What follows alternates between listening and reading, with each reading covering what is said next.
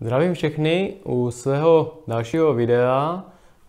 Dneska mám v plánu si začít něco vyrábět pro nějakou věc, která je tady v této garáži nová. Možná jste si toho mohli všimnout, protože v předchozím díle už jsem s tím nářadím pracoval. O co se jedná? Koupil jsem si novou svářečku od Kovaxu Genimic 220.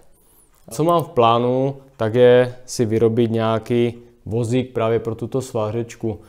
Předtím, co jsem měl vozík, tak nebyl špatný.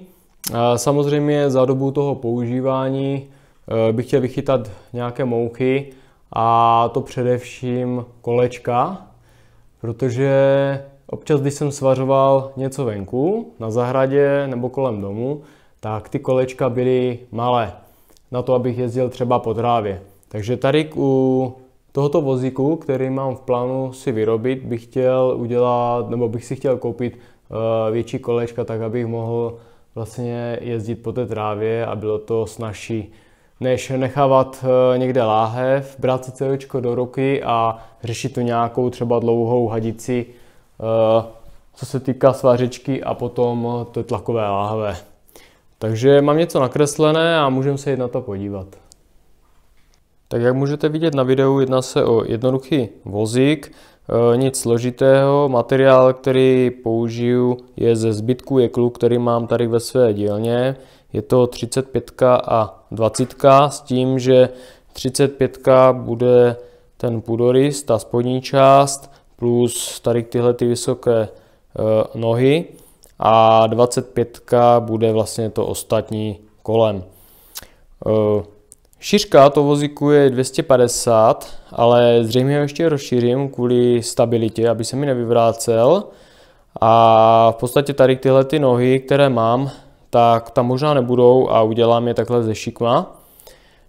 Jinak ta celková délka je 660 s tím, že láhev má přibližně 16, vždycky si dávám ještě něco navíc, nějaký centimetr. A svařečka samotná má myslím 470, takže tady dám 500. Nechci to dělat nijak velké, protože předchozí vozík, který jsem měl, byl poměrně velký a byl zbytečný a taky byl i poměrně vysoký.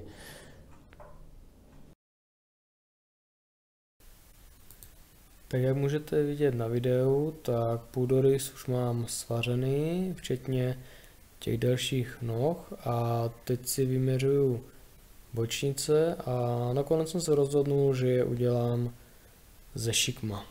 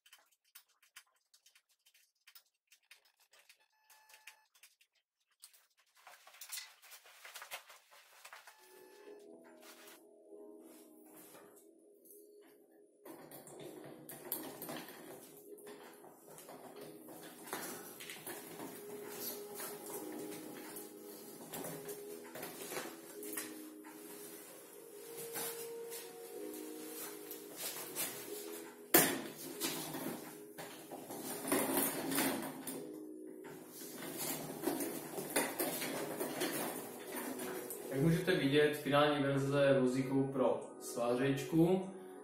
Jak jsem říkal na samém začátku toho projektu, tak jsem nechtěl vytvářet nějaký složitý vozík, prostě jednoduchou konstrukci ze zbytku jeklu, které jsem měl tady ve své dílně. Na začátku jsem říkal vlastně v náčrtu, že možná dám tady ze šikma jekl, nakonec jsem se rozhodl, že vlastně nechám tady ten kolmí z obou stran. Jediné, co je ze šikma, tak je vlastně tady ten podélný jekl pro umístění té svářečky. Je to z toho důvodu, abych při potom té manipulaci viděl dobře na ten displej a zároveň je taková jako ustalená v tom a stabilní. To samé jsem chtěl i s budíkama od regulátorů, abych na ně viděl.